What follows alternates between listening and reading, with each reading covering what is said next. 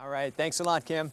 You know, Kim's been talking and she hasn't mentioned one bit about a monsoon, and that's because there's no monsoons on the radar right now, but we all know they're coming. The big question is, are you ready? Because we know that the Mesa Fire Department and the technical rescue team completely is ready. These are the guys and gals that handle all those swiftwater rescues that we report on when it happens. In fact, I've got Captain Forrest Smith with me from the Mesa Fire Department to talk about some of the things that you guys do to prepare for monsoons. Ryan, what's great about one of these units here and what we've been able to provide our communities is this regional response vehicle. And what this allows us to do is to be able to respond to some of those emergencies you've talked about. Now, granted, our everyday mission, of course, is to run calls, 911 calls, of course, where we're taking care of everybody's medical needs, whether it's cardiac issues or respiratory issues. But we've got specialized teams here that are able to handle these emergencies that come up and that we know come up every season. Now, this is a monster of a truck. Hopefully you at home can understand how big this is. Do you take this at every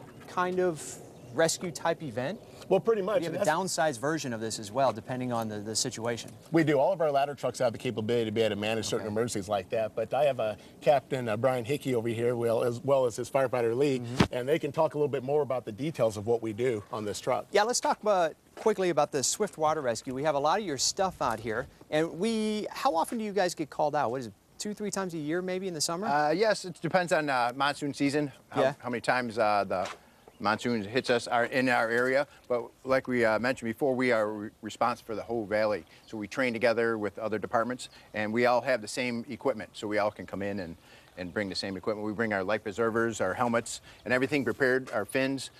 We have dry suits and wet suits, and everything to prepare right now for the monsoons that are coming in next month. And Lee, when we talk about monsoon swift water rescues, we also talk about canal rescues as well. You come out with the same gear. Absolutely. Yeah, swift water is swift water no matter whether it's in all of a sudden a sudden wash because of a thunderstorm that comes and water goes flowing down what could be a wash, or a canal, it could be flowing just as fast.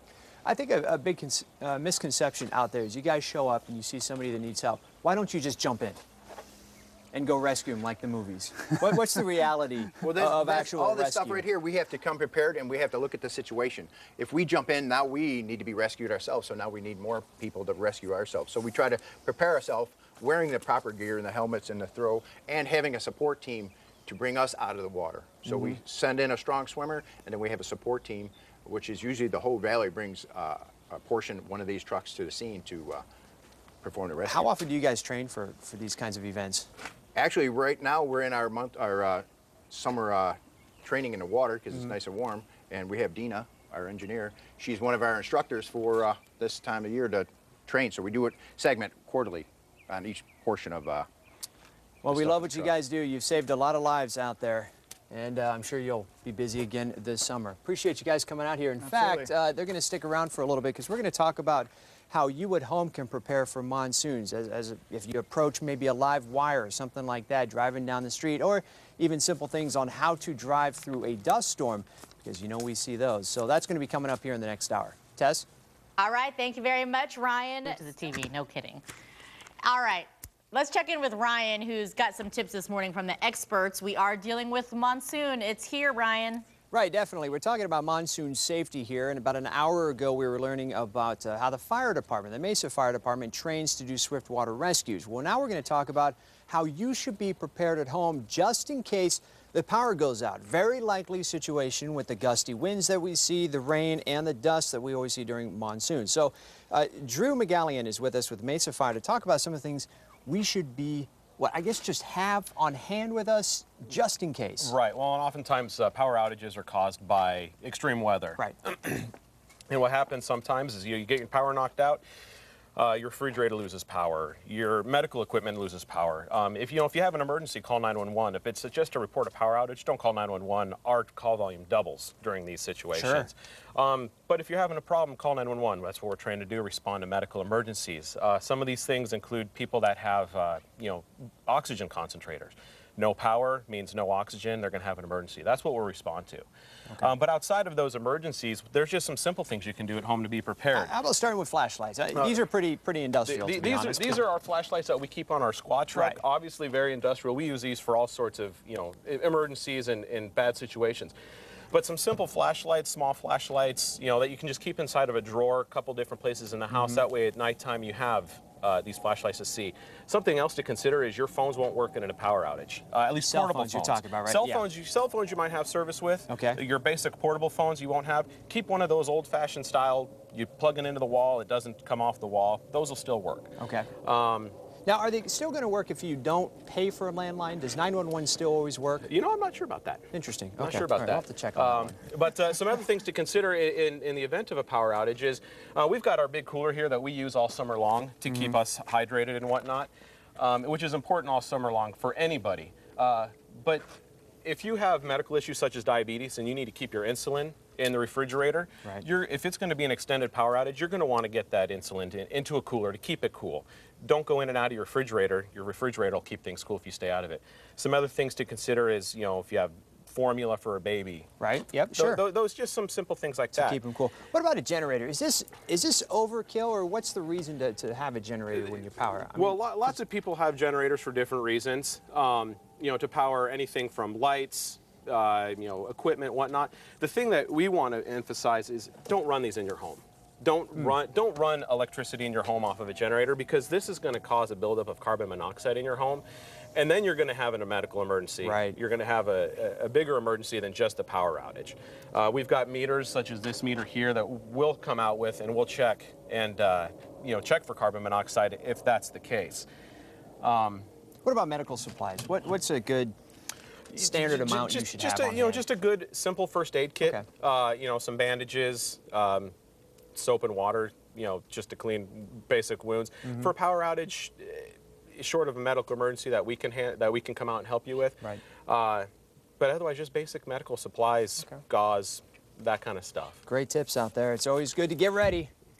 Drew, thank you very much. Really appreciate it. You know what? These guys are going to stick around even another hour here.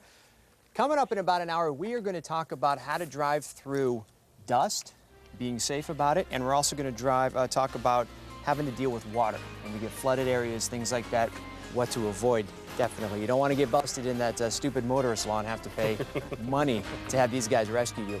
Hey, coming up after the break, though, we're going to take a look at this beauty. Wally and I Hey, we're still talking about monsoon safety here, preparing for monsoons. We've talked about a couple different things, dealing with you guys doing swiftwater rescues, and then just recently we were talking about how you should prepare. Now we're going to talk about a couple different things dealing with driving through dust storms, what you should do when you see water in the roadways, and then also if you happen to get caught on the roadways and a live wire is either on top of your vehicle, in front of you, or even at home. We talked about when these hard winds come and start messing things up. I've got Brian Hickey here and Lee Bosch with the Mesa Fire Department. Brian, let's start with you.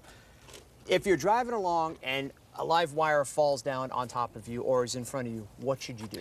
We want you to remain in the vehicle, call for help, and then we are going to respond. We're going to isolate the area so no one comes in to try to help you. And why is that? Because a lot of people might say, get out of the car as fast as you can. Maybe you panic and you do it, and that's the worst thing you could do. If the power line energizes your car, the minute you step out, you complete the ground. And you actually could be electrocuted by completing the ground. So we want you to stay in your vehicle. There's no hazards going on in your vehicle. We will respond. We're going to keep everyone away from you, and we're going to call the professionals. SRP, APS. Right, you guys don't even move the wires. We don't touch these wires. We let the professionals come in, secure the power, and they remove the wires. And then they let us know, and then we will come in and get the, the person out of the vehicle. Lee, what about driving in a dust storm? Probably the best thing you can probably do about driving a dust storm is to not do it and avoid it. So if you can avoid it or not drive into a dust storm at all, we definitely advise that. However, if you do find yourself caught in a situation, there are some things you can do to kind of help you keep yourself a little bit safer.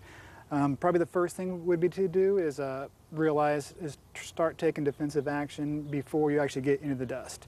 If you drive into a dust storm, immediately look around, look in the front of your car, the back, to the sides, look at other traffic, and immediately start slowing down, but do it safely.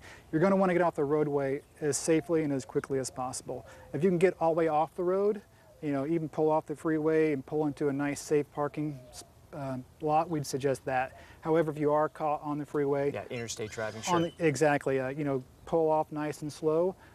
Get as far off the paved roadway as you can. And here's where it gets kind of tricky. We want you to turn off your headlights. Yeah, why do you not turn on your hazards? We would advise not doing that because if someone is behind you and they're not really paying attention, you know, they might see the lights in front of them and think, oh, there's a car traveling, and they might drive towards you. So once you are parked as far off the roadway as you can, you know, also take your foot off the brake also, so your brake lights don't come on. Stay in your vehicle with your seatbelts on and just wait for the storm to pass. Okay. Right. Brian, what about water? You're driving along and you approach just a little dip in the road. You're not sure how deep it is, and you see water running through it because of the monsoon.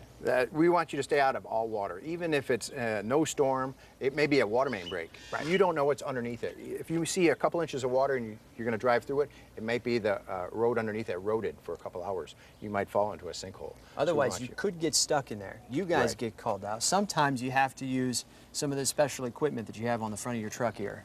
Yeah, this is our extrication. It's right on the front of the bumper so we can drive in. We have our cord wheels. It's already pre-plumbed. But as we were talking of those storms, we have a slower response. So we have a dust storm and we have all that stuff.